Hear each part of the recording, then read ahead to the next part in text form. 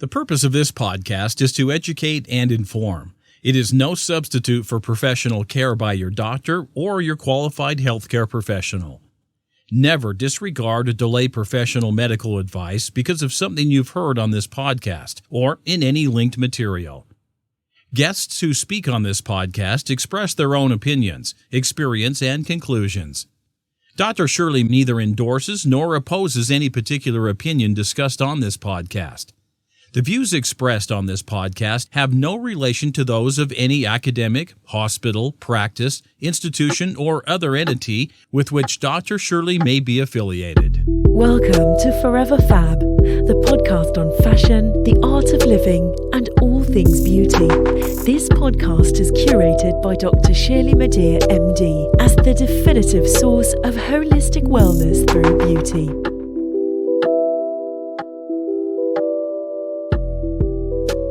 Welcome back to part 2 of the Forever Fab podcast and my interview with the fabulous Michaela Angela Davis. Let's talk about fashion. Cornrows, which I love, sporting some box braids and cornrows. Summertime rolls around. I love it.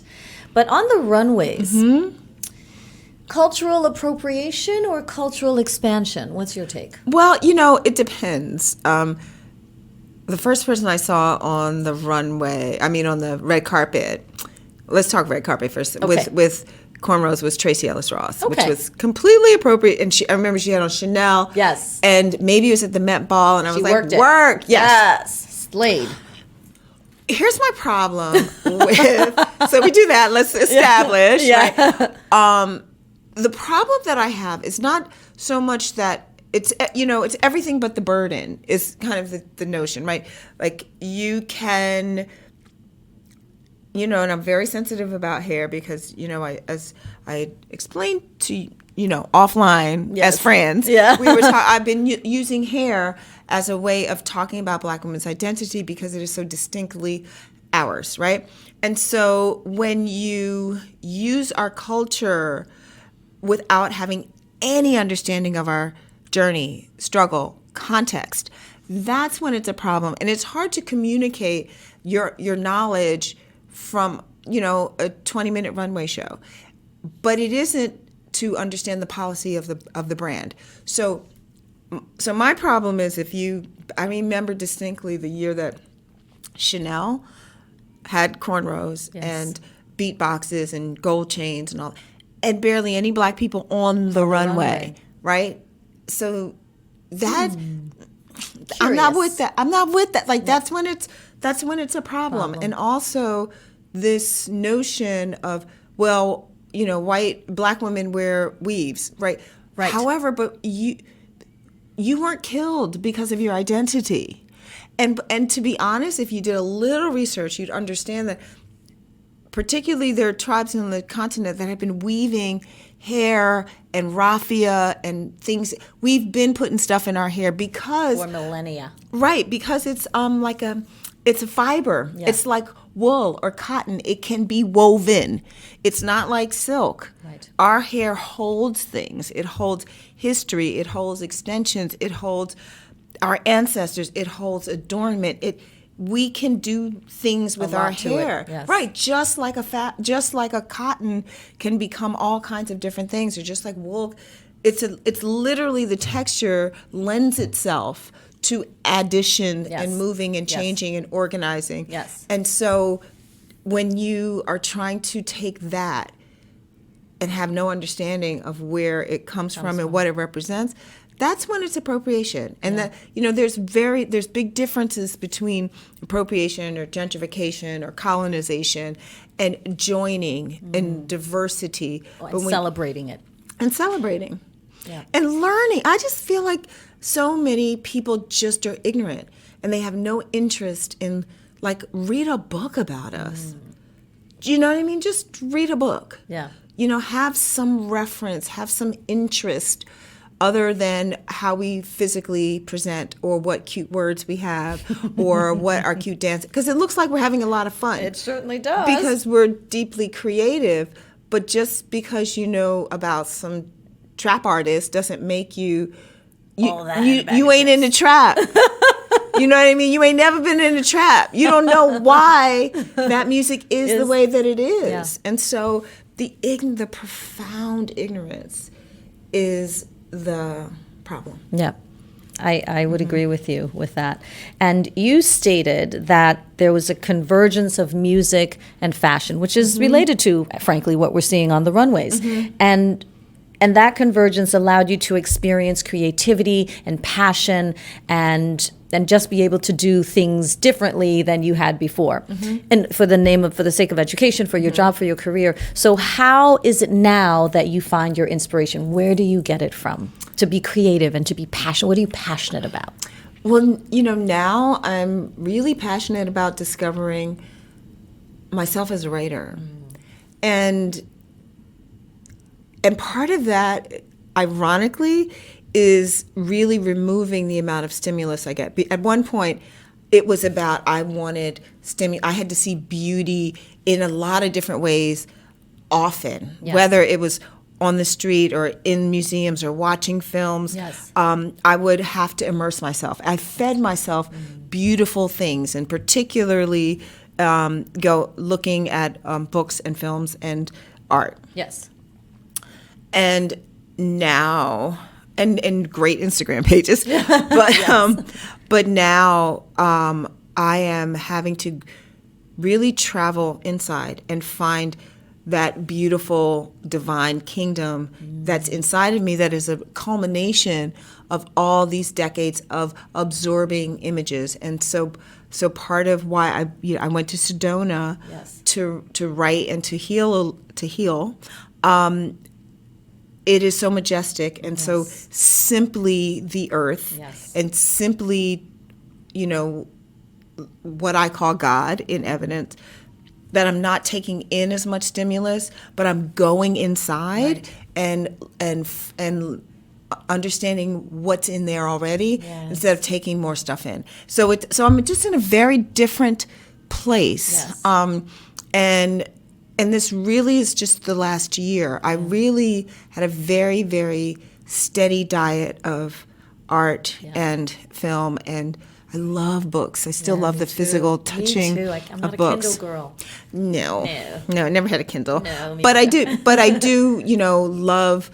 There's some great Instagram pages like Vintage Black Glamour. Like there are people who are doing all this curating for you. Yes. That is great. But I still love going up to the Schomburg and looking at real letters and actual photographs and album covers. That really was, like I said, I had a steady diet of decades of our imagery. But now I'm going in. Yeah. So it's a different world. Different feeling. Yeah. It sounds beautiful. I'm happy for you. Thank you. And one of the things that I love about Arizona, my parents live in Scottsdale, and so when I go to visit them, yeah. Do you still go visit them? I was just there for Christmas. Oh my goodness. Yeah. We can hang out. I don't Absolutely. know anybody. Oh my, are you serious? My mother's my only friend. Oh no, then you have to meet my, we have so much to talk about. I didn't know I'm going that, to do an email that's intro one for of you. the things, it's so white. Oh my gosh, you're going to love that. I mean, the Red Rocks are amazing, the vortexes, the natural food. There's all great of it. classes, the healing, everything, the healing, the naturopaths, all of it. And my cousin, I have to do an intro. Oh my God. Yeah, love. Great. Disclaimer, we're all a little cray-cray, but that's what's beautiful about it. Listen. Okay, family intro coming. Okay, you're coming in. Great. You're coming in. Great. Okay, so let's talk about beauty. We talked about Sedona and Arizona, and the beauty is all around you. And so interestingly enough, when I go there, the mountains, the landscape reminds me that my stuff is so small. And that there's so many more greater, majestic things around me that it does make you go inward and just recognize and be appreciative that we're here. Yes. So beauty, there's power in beauty. Yes. I believe that. Yes, I do too. How do you facilitate conversations around beauty? Because despite everyone understanding that, beauty is beautiful and it seems to be this universal acceptance of what is beautiful, it's still very loaded. Sure. Culturally, it's very loaded. What's beautiful, what isn't. That's, who gets to define Who gets to define beauty. So how do you have conversations around beauty and how do you define beauty? I feel the most beautiful when I'm telling the truth. Yes. And so I think that beauty is telling your truth. Yes. And I don't mean to be esoteric. I mean to be that's honest real. and really. Yeah. So that's the baseline of what I think is beautiful. Whatever the truth is. And what's interesting about personal truth, only you know whether you're telling the truth. It's not science. It's not a fact. And so therefore, it really does have to come from a real place. Very real, yeah. That no one can challenge but you, right? And so that's the baseline. Yeah. And then on top of that, I mean, I love all the stuff in terms of beauty and beauty culture, and very specifically, the beauty industry. There's still a lot of fun that I find in the industry itself. Yes. One of the things I learned very early is I expect beauty. I expect to see it. I expect to see it in nature. Yes. I expect to see something or someone beautiful at every moment. Like that, there's a bowl of beautiful vegetables right in front of us. Like those, radishes are beautiful. Yes. So I have trained myself to look for beauty because it is a salve in this very abrasive, aggressive, oppressive world. So it's your inner dialogue. Yeah, and it's a practice to it's a look practice. for beauty Yes. wherever you are, whether you're on the subway or every single human being has something beautiful about them. I believe that. Whether it's one strand of hair, whether it's their hands, whether it's their eyelashes. And so I train myself to look to where's the beauty in the space. Yeah. Right? And then once I identified if it's that radish, I'm kind of grounded in that radish, right? And so that's my practice, to look for the beauty and then root yourself in that. Yeah. So when you go to places that are so clearly beautiful, whether, it's a place like Arizona or the city of Paris, which I think is amazing, or, looking at art, it's much more, it's clear and it's explicit. But the practice is to find it in little things and in little moments. And I'm so grateful. I get very grateful when I am able to notice the beauty in a thing. And part of that practice, too, is I will say thank you. If I see a gorgeous, there was a dead tree on my way, and it looked so beautiful. And I was just like, oh, thank you. Peaceful. Yeah. So I say, so those two things together build a kind of resistance to the pain that's around. But in terms of just beauty, I still love the beauty industry, given all of its ugliness, in terms of how it's built and who runs it, blah, blah, blah. But I still get really excited about products and me things too, and me too. oh my god, and or I saw packaging or I saw Pat McGrath's new packaging. Can we talk about Pat McGrath's packaging and her whole line? It's insanely It's beautiful. I didn't want to take off the paper, and it's got all this thing. It's artistic. It's art, and then you open it, it's got beveled mirrors, and it's heavy, and then the colors, substantive. and you're just like, oh my glitter, god, oh my it's like an gosh. object. But from the moment you look at the package, you're like, this is okay, serious. I'm having an experience. Yeah, this it's is a an world. experience. Pat McGrath, So please feel that free to gets come onto me. this podcast. That gets me excited. Yes. And I was telling my daughter's the international director for Milk Makeup. Yes. And they have this thing called sunshine oil, and it's oil. I'll show it to you. So it's oil that is in a little roller ball. Stop. So you put I love it a on. roller ball. I love a roller ball. I love and a everything's roller in a ball. stick. Yes. So because I travel a lot, Yes. all the cleansers are in a stick, Yes. the masks, so nothing Yes. gets on your Nothing gets on hand. your hands. It's easy to travel with. It Yes. doesn't spill. Okay. The packaging Shout is out to very Milk. cute, and they have this new product called Vegan Milk. So the Vegan Milk moisturizer is made from plants that live in the desert because they have to, work hard to be emollient. So they, Right. they withdraw water from the surroundings. Right. So they base their formula off of those plant milks, and I am loving that. And I love cleansing with oils. Yeah, I love do too. oils.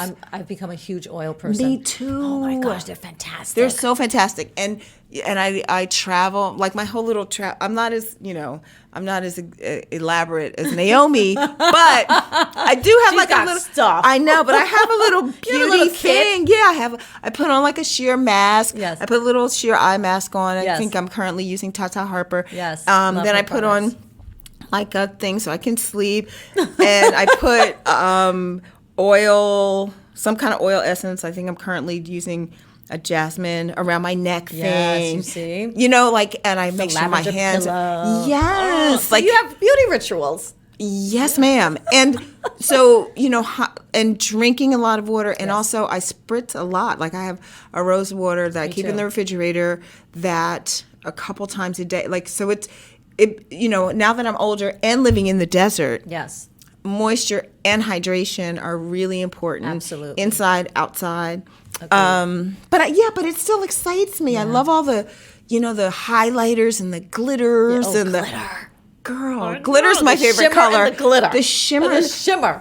Because it's encouraging us to look radiant and Yes. have, after being matte for so long, and particularly as we, become grown-ass women, the more matte you are, you're losing oils anyway. I don't want to. Yes. So now It's that part it of the looks aging more process. modern, Yes. to look radiant. And I'm a luber, a la Cleopatra. I mean, dip me in gold oil or oil with some gold shimmer in it. It's a wrap. It's and it's ancient. All over the world It they is use oil. ritualistic. I love it. It is, Yeah. and they used oil. Some of the greatest beauties in history. Yes.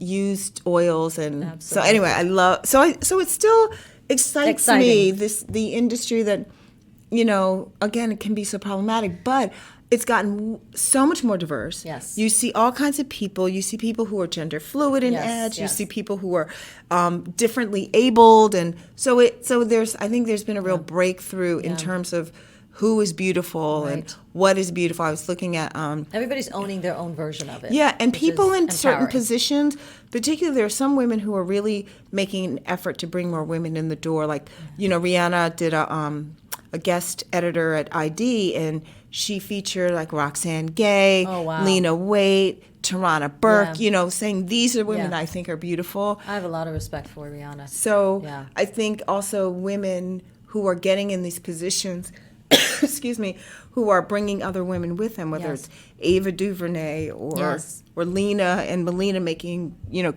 Queen and Slim, which is so beautiful. So I feel like that's what the answer is now. It's like we are like hooking up, like sisters are coming together, working making the world together, a more beautiful and place. promoting Each other. each other. And that to me, sisterhood is the most beautiful superpower there is. What did Dior say about sisterhood? Didn't they put it on a T-shirt?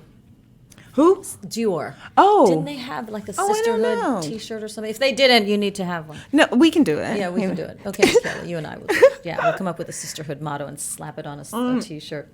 But it is a superhero. Yeah. I mean, a superpower. Sisterhood I is like a that. superpower. That's because yeah. when we're so much more effective together, and I think we know how to be together better than anyone. Like That's when you the T-shirt. Sisterhood is a superpower. it is a superpower. It is. Okay, It I is. love that. What do you teach your daughter about beauty and identity? I mean, she is in. She's a in big the she's in the executive business. she is in the yeah, business, which is so interesting. And she loves it. I'm so happy. She loves it, and Yeah. she loves it on an international scale. She Yes, really she's a big deal. loves She's a seeing boss it. baby. Yeah, she is a Yeah, boss. she's a boss. But she also knows that she's one of the very few brown girls in her industry that can, very few, and that she's calling shots and hiring. And she and some other younger women who work in the beauty industry who are not your typical beauty girls, they get together. Yes. They've created their own little clique. Yes. They tell each other about jobs. They Yes. mentor. That's so they're wonderful. getting in it early. I'm excited about Yeah, that. me Yeah, too. And I they're really being am. independent about, okay, we love this industry. I mean, if you go to a Sephora, there's so many black girls and so many Asian women and so many, women of color that participate. Yeah. But they're not in leadership positions in the industry, and they love it. And so many gay kids and non-gender conforming kids and trans kids that they take makeup and show you how to have fun with it, but they don't have any agency in the industry. And so I feel there's a move to, it's an old guard. I feel like some of these newer brands, whether it's a Milk or a Fenty or whatever, or indie brands or the new startup, and they can go direct to consumer, which is a breakthrough. You don't have to wait for Vogue to buy a page. Exactly. So I think it's encouraging. It is. I'm excited. Me too. I love the beauty industry. Me too. And I know there's a lot of work to be done, but I really, really love being in the beauty industry, although I'm at one end of the spectrum. But I feel that it's my responsibility to help to empower women and men, but help to empower people through the language of beauty. So that's just my whole mission. And I would love, I really would love to be in a place where women who are 50 and up are more visible, have more fun, have more, because we're also buying stuff. We have more money than most, but almost everything is marketed to millennials because they're shifters. They're shifters, yeah. But, even when talking to my daughter, they're discovering, oh, these millennials' moms are using milk. First of all, because it's efficient and it works. Yes. So if we're using the stuff, like why shouldn't we be more visible? Or participate in the marketing of that it. part. Yeah. So I'd love to see more of that, more sort of range around age, because I think there's been more range around race and gender identification, but I'd love to see more around age, and not just, when I get to be that magical gray mystical lady, because there's a lot, you know what I mean, like you get to they're beautiful, but there's a lot between 50 and 70 and magical, gray-haired goddess. But every year can be magical between, from 20 to 90, and we're living longer and we're healthier and we're more aware and we're into wellness. But I do think beauty is like a passport to wellness, like overall holistic wellness. It's just one aspect of being fierce. Yes. Right. And I don't know, I'm starting to get more interested in foods that are connected to beauty, like what are the superfoods and mushrooms? Are you so beyond? Like I write about that, I read about it, I talk to my patients about it. Like food for me is so fundamental. But interestingly enough, it's not always a well-received conversation. Because I think, the subject of another podcast, we all have a different relationship with food. And we all carry energy about food. And therefore, when I have conversations with my patients about what are you eating, I'd like to, talk to you about my wrinkles and my sagging or my sallow skin. Okay, well, we could talk about faces, we could talk about injectables. Happy to do so. I do that all day, every day. But before we do that, let's have a conversation about what you're eating. And it's like, what does this have to do with Botox or my filler? Or it's like, oh my gosh, it has a lot to do with it.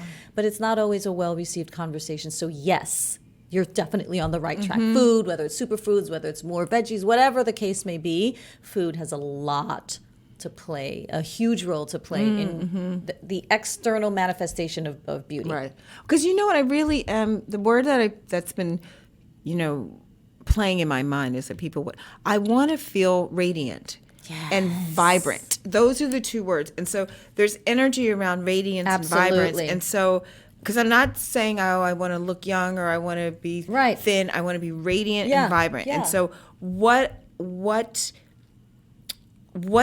supports that? You just want to reclaim your and just have that, and that thing and what you eat has to play a part in that. You can't have radiant, vibrant energy if your body's work, because things are moving slower. That's right. And if they're spending too much time trying to clean up your inflammation. Okay. On many levels. Cleaning up your inflammation internally, your organs, cleaning up your inflammation, in terms of the friends that you may have who are not so supportive. I mean, clean up your inflammation. Isn't that an interesting concept? Listen, that's a concept for 2020. Just you see what happens when the two of us clean up your inflammation. That's right. Yes. So the call to action is clean up your inflammation. All over. It's everywhere. There's inflammation. I'm going to write that down. I love There's inflammation everywhere. There is. So for fun, I know you love yourself some Milk makeup, but for fun, what is the one beauty product you would absolutely not leave the house without? One. I'm gonna be very old school. Don't say Pond's. No, Vaseline. Really? So particularly the Vaseline that has the little shea butter in it, like those minis. Oh my God! Listen, Talk about packaging. It's cute. It's so cute. It's convenient, but it's also black women have a very particular relationship with Vaseline. It's been in our family forever. We used it to lay down our baby hair. We used it to keep our elbows right, our knees greased up. We used it for our new piercings. You know, when they put the straw. I don't know where y'all from, but I remember they would put straw anyway, or the greasy thread. Right. We used it if we were going to get in a fight. Vaseline is the one. Vaseline predates cocoa butter, shea butter, all the butters. Yes. Before all the butters, which I love shea butter. It's great. Yeah. I'm so glad it, and that, what was it? Palmer's cocoa butter smelled crazy. Right. It smelled crazy. Yeah. It smelled crazy. Yeah. But it was, for a while, it was the only thing we had. And so, but before that, there was Vaseline. And to this day, especially for my lips, I use the little mini Vaseline one with shea butter. Yes. That's if I had to have one, that's it. Yeah. It's Patrol. I know what it is, y'all. Don't come for me. But you asked me for one. I asked you for and if one. it's one, No I'm bringing judgment. it's my history. Because if I have one, I may be stranded somewhere. I want people to know where I'm from. Right. It's that. Vaseline. Vaseline has history. It does. How do we didn't live without Vaseline. Yeah, right. It's true. Everybody had a tub of that in their home. Somewhere. Yeah, somewhere. No, very somewhere. true. It helped you heal. Yeah. It kept you, shiny. Yeah. You weren't ashy. Yeah. I think in my family it was castor oil. You use castor oil? Yeah. On your body? Oh my gosh. Everywhere. Really? Oh, Where are you from? Haiti. Yes. Yeah. I was about to say. Yeah. Mm-hmm. We got it we had to take castor oil. Oh, but on your hair. Oh, but see, now people are discovering what it can do for your edges. Oh, but yes. Growing up as a Black American, we weren't doing castor oil unless you were not on our bodies unless you were sick. Yeah. It was Vaseline and then cocoa butter and then shea butter and then it was coconut. Then all the other stuff comes. It was everything because again, that's another ritual. I learned how to lube after the shower, head to toe. Yes. From watching my mother do it. Yes, because it was requisite. Requisite. Don't leave the house. Don't be in these streets ashy. No. And it's a misconception that if you're light skinned, you can't be ashy. Oh my gosh. It is a misconception. Ashy. Dry skin is dry skin. Dry skin is dry skin. Absolutely. So anyway, that's it, Vaseline. That's it, Vaseline. Okay, well, last question. It's called the Fab Five. What are your top 5 recommendations for living a fabulous life? Top 5. I know you have many. Top 5. Yes, top 5. Meditation. Yes. Rest. Yes. Telling the truth. Oh, God, yes. Moving. Yes. How many is that? That's 4. Movement. And so number 5? Eating well. I like it. Eating whole. I like that even better. Eating whole. Because that way we could eat well. It's like, well, I only had, 10 Doritos. Wasn't the whole bag.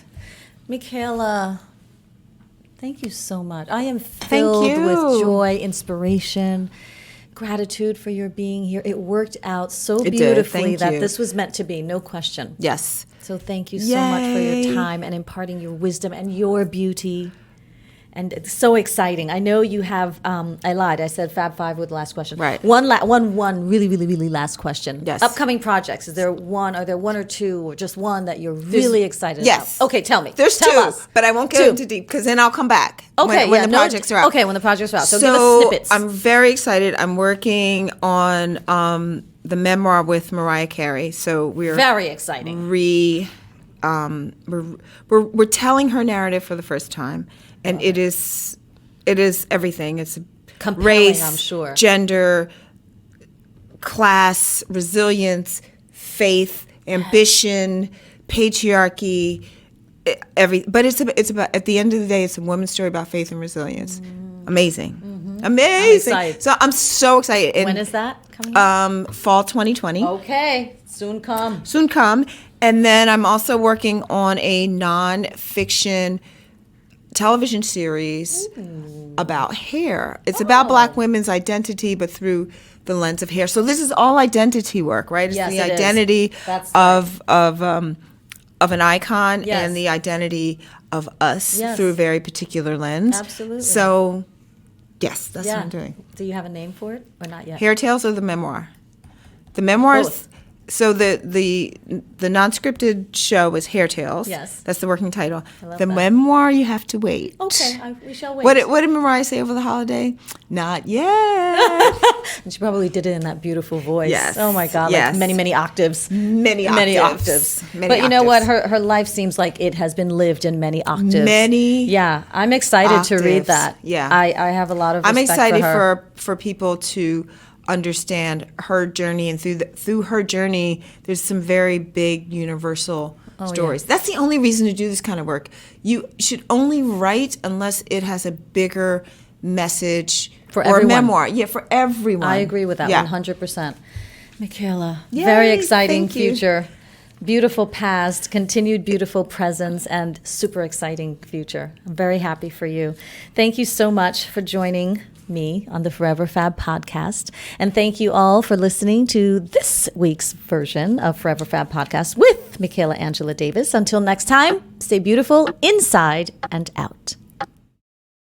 Thank you for listening to this week's episode of Forever Fab, the podcast on fashion, the art of living, and all things beauty, curated by Dr. Shirley Madhere, MD. Live beautifully and help make the world a more beautiful place.